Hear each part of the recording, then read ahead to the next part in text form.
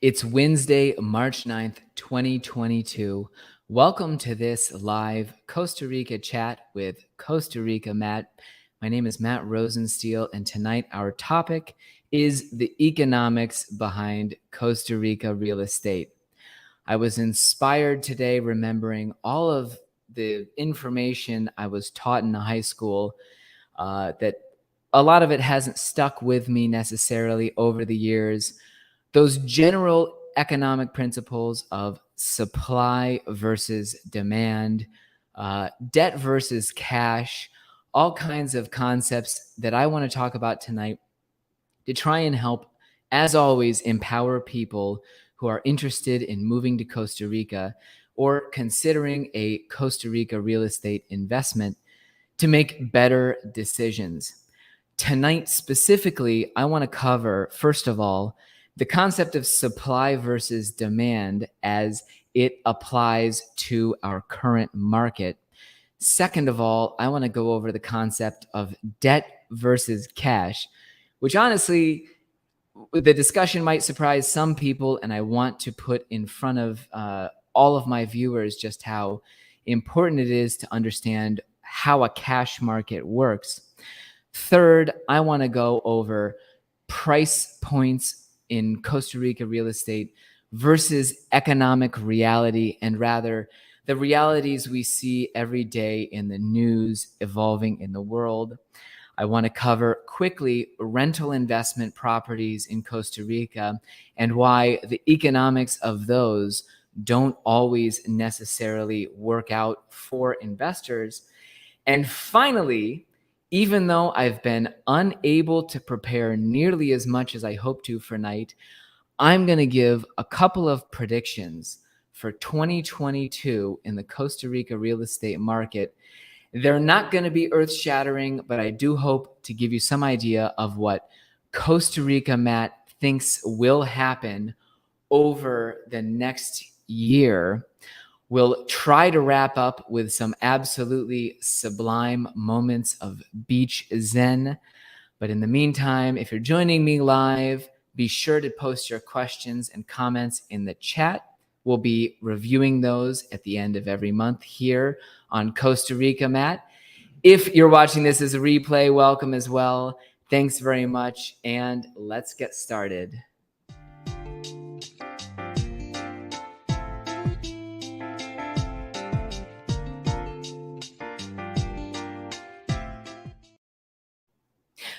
Tonight, we're discussing the economics of Costa Rica real estate and some very simple principles behind the market here.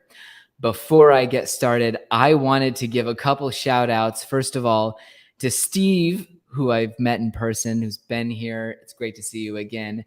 And to V and Tung, thank you very much for joining us live on a show. They've contributed an interview to my channel before. Be sure to check it out.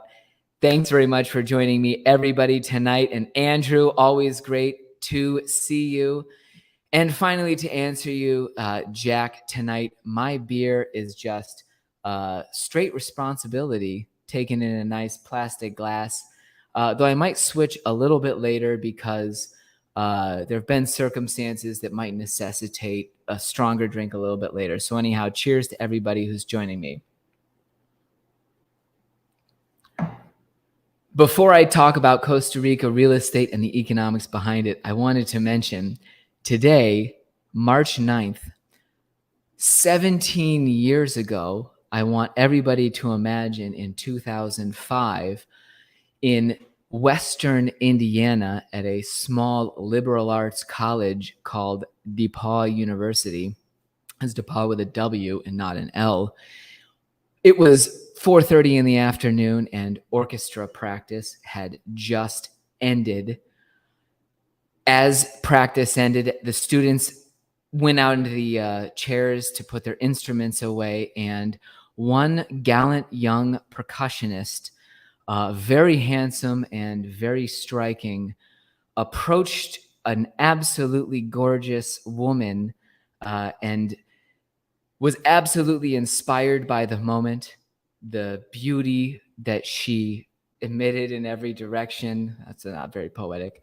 He was inspired by the cosmic nature of the situation, and he reached deep into his soul, absolutely thinking, what can I say? And he said, hey. And she turned around and said, oh, hi, Matt. And that was the beginning on March 9th, 17 years ago, the first time I ever spoke to Anne Marie, who would later become wife and mother of my 2 kids. So happy anniversary that we met each other tonight, Anne Marie. And thank you very much for continuing to tolerate the fact that even on anniversaries, I'm in the office giving my live Costa Rica chats with Costa Rica Map. I want to start first with our main information tonight, addressing the current real estate market in specifically Guanacaste, Costa Rica. These principles will apply generally to the country, but very much looking at supply and demand and how the current market is affecting people. Let's go back a little bit in history, because I love to be long-winded, and look towards the beginning of Costa Rica and specifically Guanacaste's development boom, which was really in the early 2000s. They opened up an international airport in Liberia, and as flights started to arrive from the US and Canada, you started to see an investment boom where people were acquiring farmland that was extremely cheap and in many cases located very close to beautiful beaches, and beginning to develop it to resell to foreigners. The airport made that entirely possible because now, rather than everyone only being connected to San Jose, we had international arrivals landing within 60 or 70 beaches in Guanacaste. And so what you started to see in 2000, really up through 2008, was a frenzied creation of supply.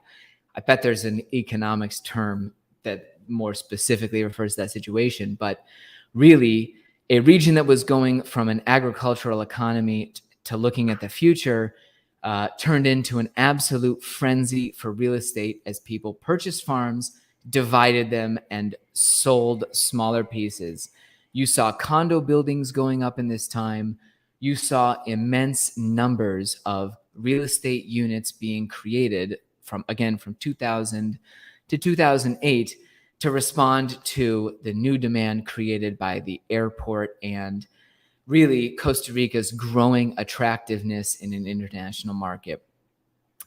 As demand and supply increased towards 2008, what you saw in 2009 was that really a lot of this development had been funded by mortgage money coming out of the US, and that really a lot of the people investing in Guanacaste were using liquidity that was no longer available the moment that markets crashed and that home values plummeted in 2009 and 2010. So if we were looking at the curves of supply and demand, 2000, you started to see supply pick up, demand followed it. In 2009, supply was still, there was great momentum behind creating all these developments. You had a lot of people creating land parcels to sell on paper because they expected the market momentum to continue.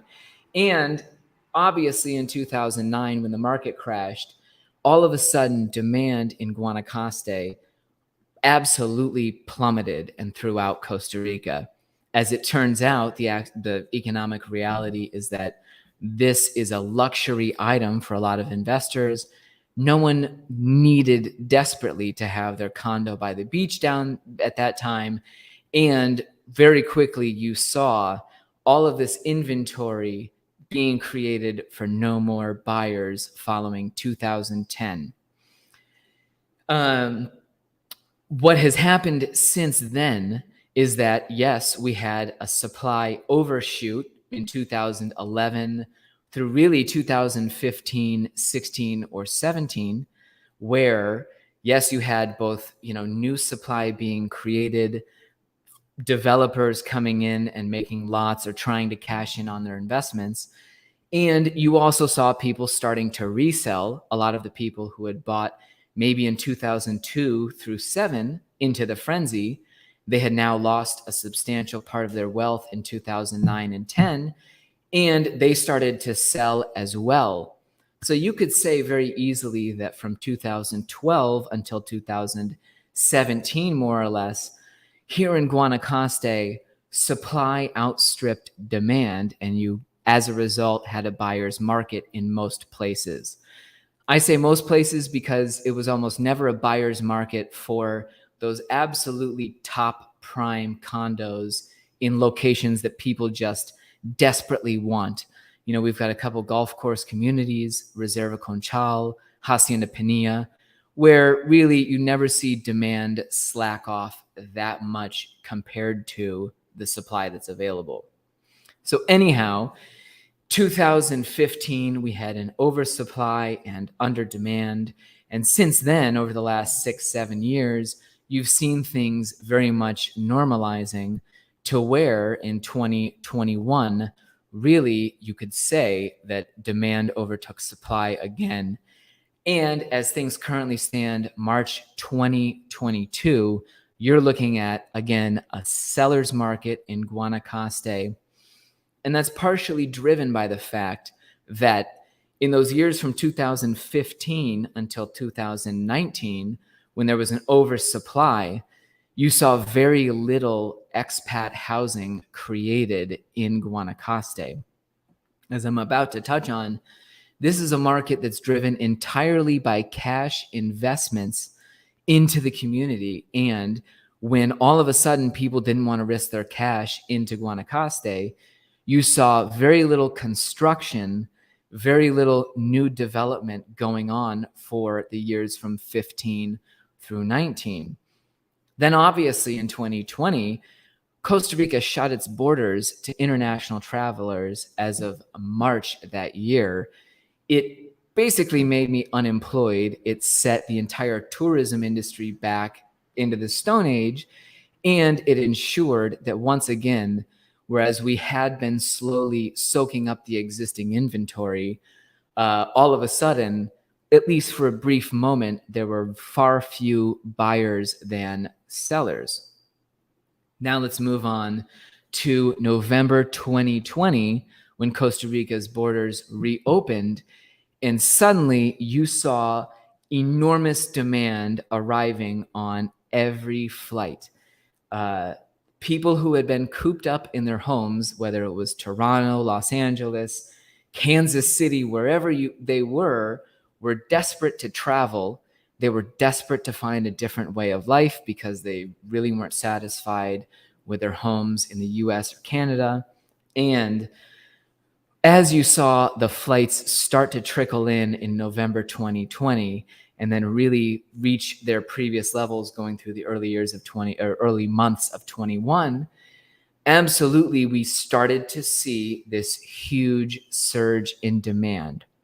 You have to know that 10,000 US citizens are turning 65 every day. So there's a huge number of people retiring.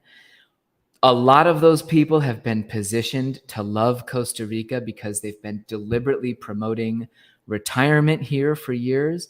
They have investment programs, residency, everything structured to appeal to retirees.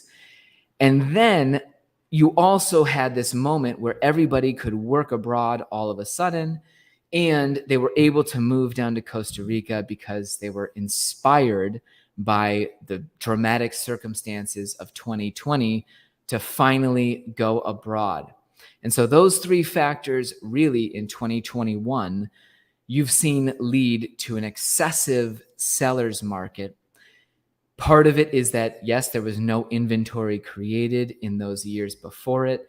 And that other side of the issue is the surging demand from people coming down to Costa Rica because they want to get out of their home country. So that's where we stand currently. We have emerged from a slow market from 2015 to 2019, or really all the way back to 2010. And all of a sudden, things are booming because we have a ton of demand and, frankly, very little supply. One of the chief reasons we only have a little limited amount of housing available here is that Costa Rica's real estate market is funded to a large degree by cash, specifically the expat, the foreigner real estate market here on the coast is 100% funded by cash.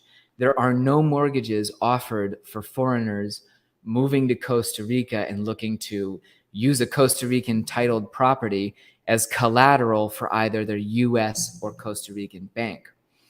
And so what I think that people from the US and Canada might not appreciate is that it changes the dynamic of the real estate market fundamentally when there aren't billions and billions and billions of dollars of mortgages allowing people to finance both the construction and purchase of new homes long before they can afford to do so out of their cash budget.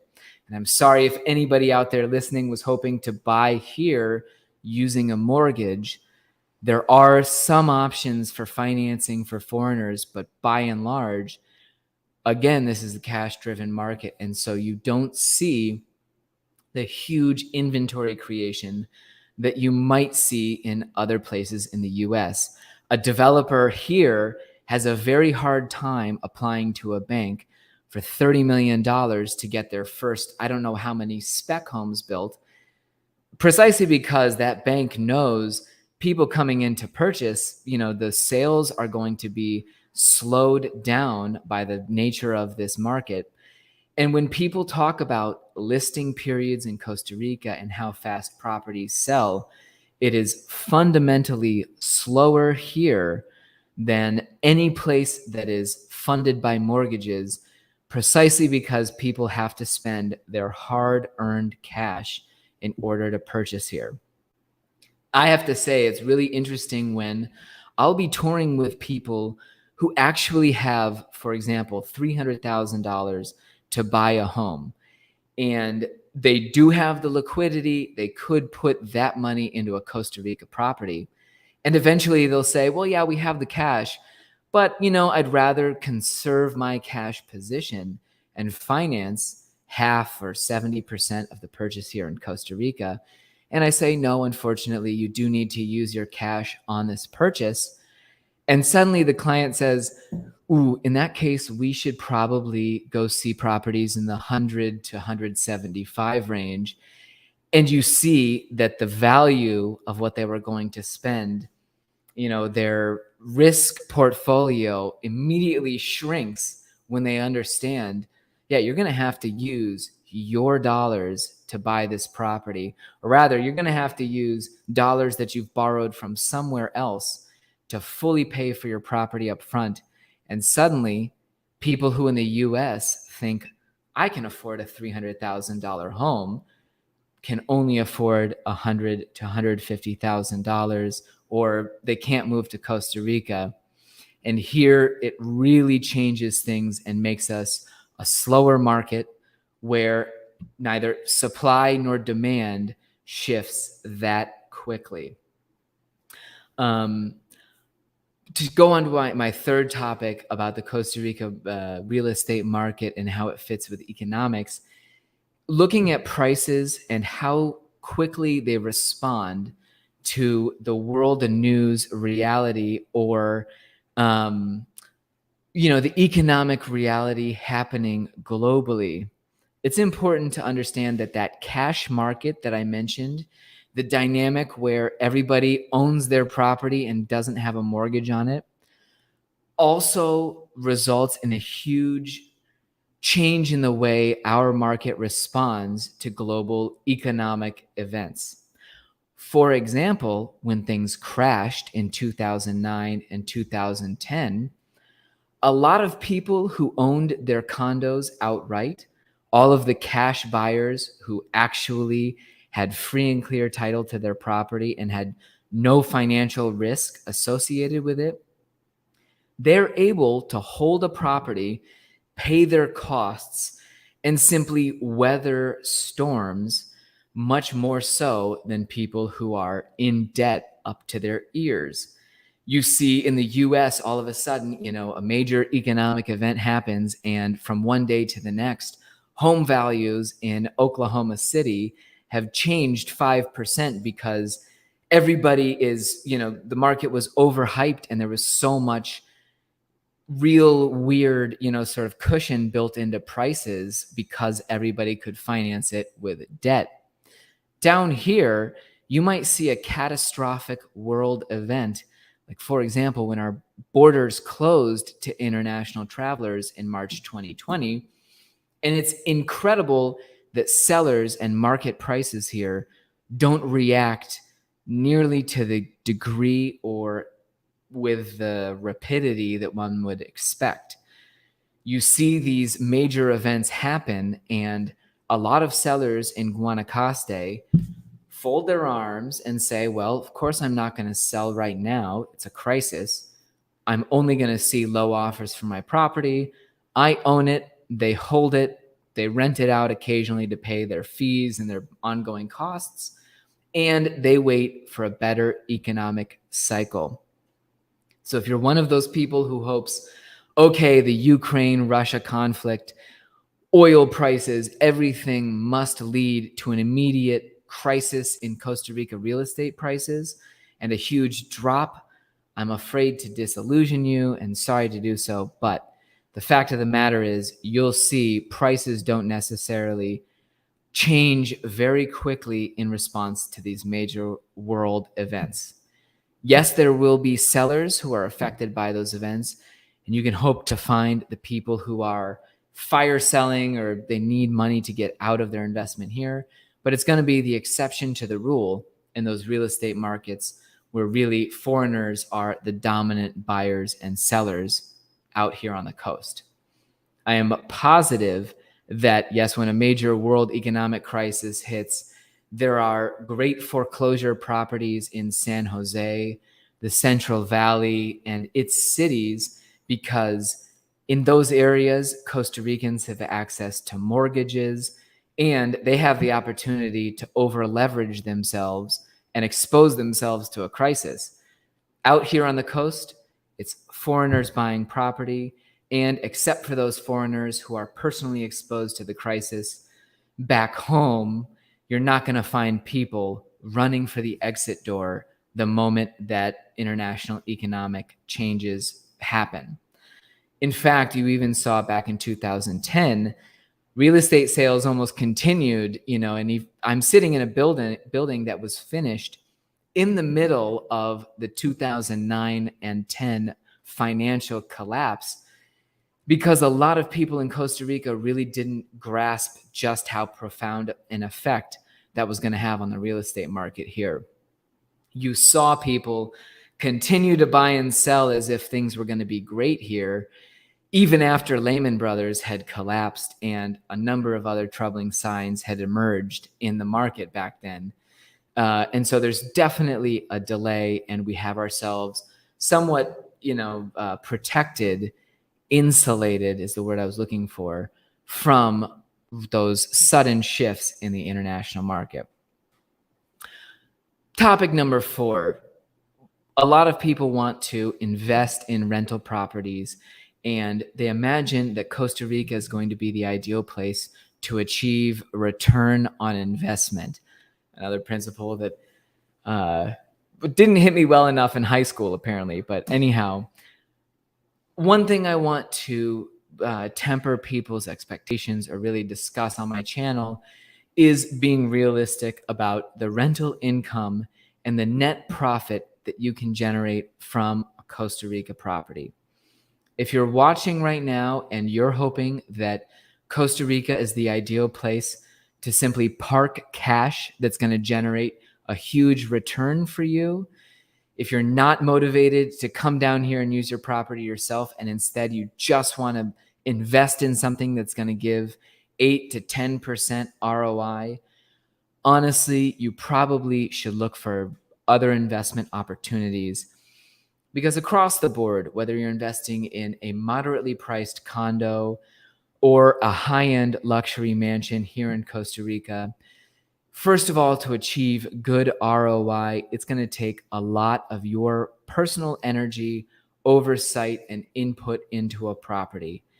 This is not a country where you have the sorts of rental investments you can make. For example, if you go out to Hawaii and buy into the Westin's timeshare program, they have such a standardized, ROI and financial portfolio for how those things will perform.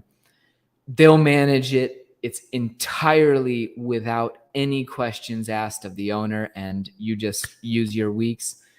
Costa Rica, on the other hand, is a place where owners who want to achieve good rental returns have to be involved in their properties, because you see that there are some property managers out there who are massive companies and they're great at providing top to bottom services. They've got plumbers, electricians, trucks to run people. It's really a huge operation. Their cost can be enormous because Costa Rica is not a cheap place to do business. And you'll also see at the other end of the spectrum, there are property managers that are small boutique firms who don't have the marketing reach to get you and your rental all the way up to 80% or 100% occupancy. So the long story short is that if you are an investor and focused strictly on that, do expect to take an active hand in managing a Costa Rica property in order to achieve those results.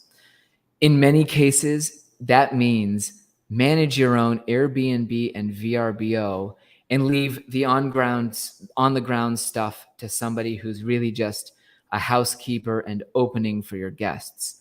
It can also mean marketing your property yourself. If you're working with one of the firms that has 20, 50, 100 properties, they're not necessarily focused on getting your occupancy as high as humanly possible. Buy some Facebook ads, try to do some good marketing, pay somebody to put together a video. You should pay for professional photos. If you want that ROI, you actually are going to have to invest on the front end, and between one or more of those components, do something to boost your property's performance. Because again, Costa Rica is not a place where many properties are just completely autopilot, return on investment, park your cash kind of opportunities.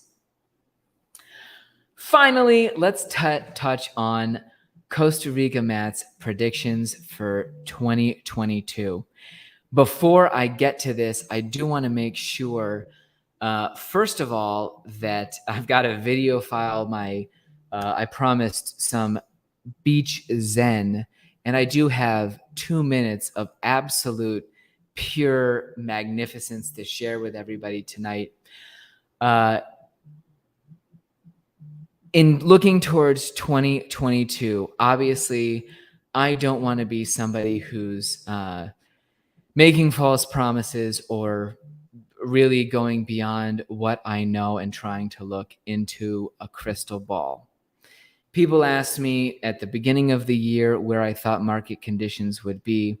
And one of the first things, to go back to these economic principles of supply and demand, that I feel is that no matter what, the supply creation here in Costa Rica has not happened fast enough to catch up with the number of people arriving daily looking to invest.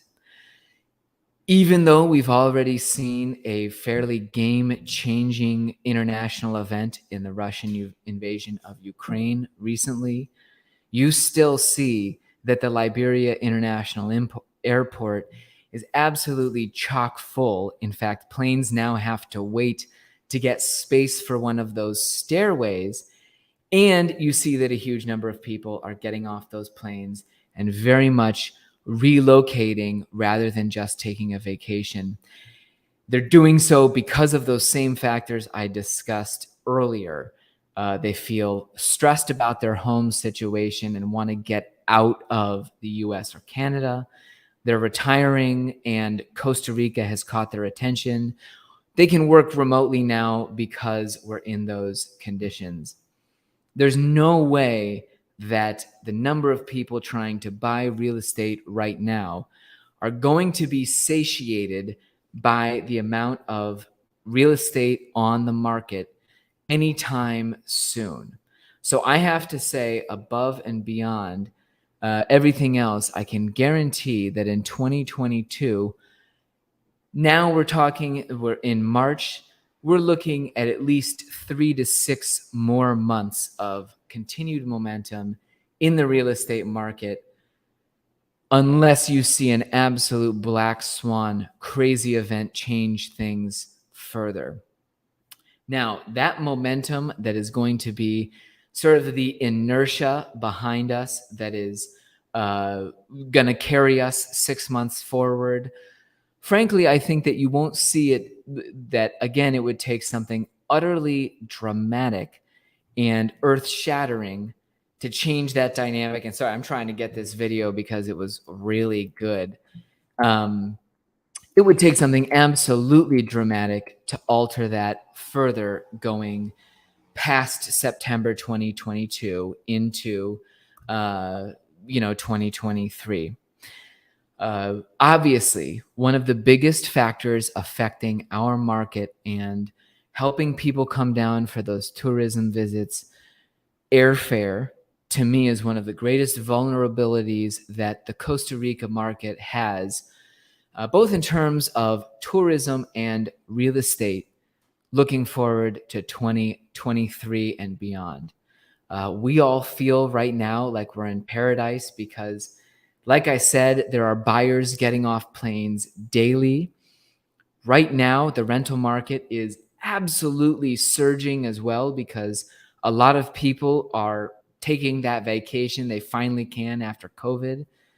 You're also seeing the rental market surge because so many people have relocated and soaked up those long-term rental units. But this has all been driven by what I would consider to be historically low airfare, or it's been complemented by historically low airfare. And I hate to rain on anybody's parade or be a little bit pessimistic, but I can't help but think, now that oil is trading at about $130 per barrel on a daily basis, what inevitably follows that is, typically speaking, a price increase in airfare. And very soon, you're going to see a lot of consumers choosing not to fly, even though Costa Rica is still the best place on earth to be as happy as possible while you're eating organic food and rolling around on pristine beaches. That airfare and gas prices, to me, will eventually begin to erode what's happening here. And frankly, as somebody who's looking at the world economic outlook, I can't help but think that not only the price of gas and the price of oil, but the international economic disturbance caused by removing a G20 economy from the economic circulation, the world economy, is going to absolutely have its effects. And whether or not we like it, Costa Rica's real estate market is, after all things said and done, dependent on the strength of the US and Canadian market. We've got investors who use their home equity in those countries to come down here and buy in Costa Rica. And overall, we see very clearly, as I again mentioned earlier, Costa Rica is a luxury item. This condo at a beach is not something that people desperately need. And if you see the conflict in Central or Eastern Europe escalate, or if you see it continue on, if you see grain prices go out of control as a result and major economic disturbances because of that, you'll see a lot of US and Canadian citizens lose confidence in their investment portfolio. And absolutely, there's no way that that won't start to eat away at the Costa Rica real estate market going forward. To be optimistic on the other side, we do have to remember Costa Rica has positioned itself incredibly well as an escape country. You do see people relocating here in numbers because they feel this is a place on earth that's going to be immune from these global problems, or at least that they fantasize is going to help protect their lifestyle from all of the economic, political, etc. stresses that are happening in other countries on earth. So there is absolutely a chance that the Costa Rica real estate market will sustain the next economic downturn and continue to be strong because there are just too many people who want to come to Guanacaste and there aren't enough units of housing available. Excuse me, but from my perspective, it will be impossible not to see something change here as we go forward, because certainly we've enjoyed a huge bull market as things have recovered from 2015 onward, and change is inevitable. As I've mentioned previously, at the end of every month, I go through and answer previous user comments and questions on my final Wednesday night live Costa Rica chat, which this month, I guess, would be March 30th. Be sure to post your questions so that we can follow up on them. I do want to go looking through here and see if there's any information we can touch on. Sean, absolutely love your comment. Went broke to buy his place outright. And yeah, one of the things that people moving here often, and that's been great with Sean, is the huge relief of moving on from that mortgage. I had a user earlier comment, it's nice to have that mortgage. But remember, a lot of people end up working jobs or desperately trying to keep those jobs because their most urgent payment is next month's mortgage bill. So for a lot of people, reacclimating themselves to a place where they own their property outright is a huge, liberating moment, because that mortgage bill is no longer pending. To own a Costa Rica property outright in our area, you basically only have to pay 0.25% in annual municipal property taxes. Obviously, there's going to be other ongoing costs as well, but that can be a huge, huge perk, absolutely, for moving on from the mortgage world. Jerry asked, what do I anticipate the rate of appreciation? Sorry, my tongue is far too tired at this moment. What do you anticipate the rate of appreciation this year in real estate in Costa Rica? Is demand really ramping up? Interesting principle to touch on, that of appreciation, because here there's, as I touched on before, with it being a cash market here where I am, between mostly foreign sellers and buyers, changes in prices are driven by a lot of other things besides the factors that typically drive the US market, where there's tons of mortgages. In certain areas, you will see appreciation that is absolutely insane until the market turns around and we see some kind of dynamic change at a fundamental level. That appreciation is hard to describe. For example, appreciation for properties just outside of the Flamingo Marina, probably over the last 10 years, they've easily averaged, 10% annually, something enormous, because of the absolute huge hype that was attracted to a single project. You've seen absolutely absurd rates of appreciation down in Nosara, where suddenly there was a private school and enough yoga clinics that everyone in the world wanted to move there. They've seen, values go absolutely through the roof. Somebody who bought a beachside lot 10 years ago for $40,000 or $50,000 might now be looking at 800,000 to 900,000 or some absurd amount of money for that same property. Then you get to other areas like our quiet community in Hunkial, where there's been very little change ever since the property boom and bust in 2010. You saw a lot of sellers, people who owned Hunkial properties or other quiet areas, who've simply been waiting and, really sort of folding their arms and sitting tight until the market brings them the price that they want. So whereas the values in the area, you might see in a quiet area that was devastated by the economic crisis, that prices took a 30 to 40 to 50% hit.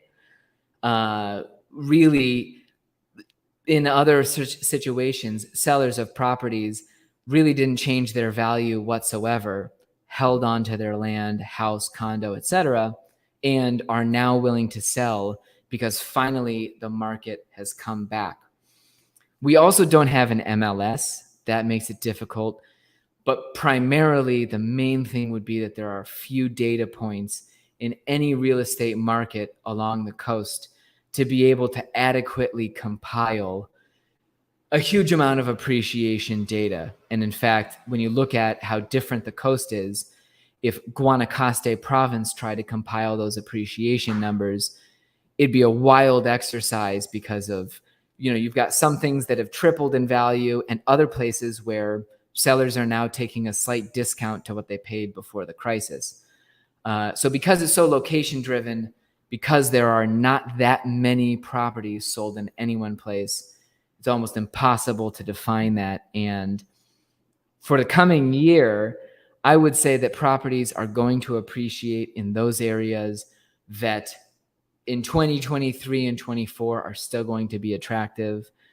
I think there's definite risk for downside losses for people who buy some of the riskier investments right now.